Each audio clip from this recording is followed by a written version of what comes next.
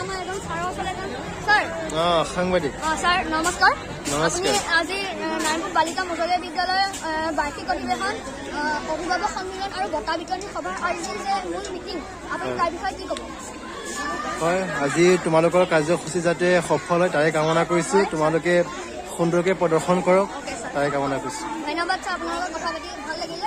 এতিয়া মই আগুৱাই যাবলৈ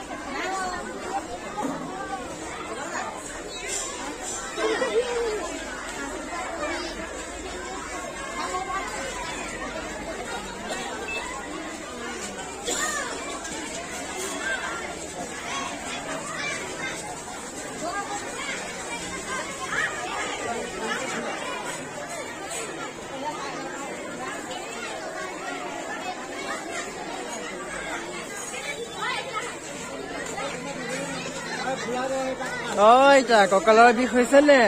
মাতাচোন আইতা।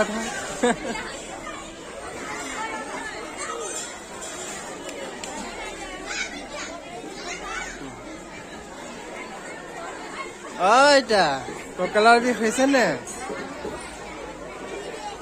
আইতা আপোনাৰ খবৰ ভালনে?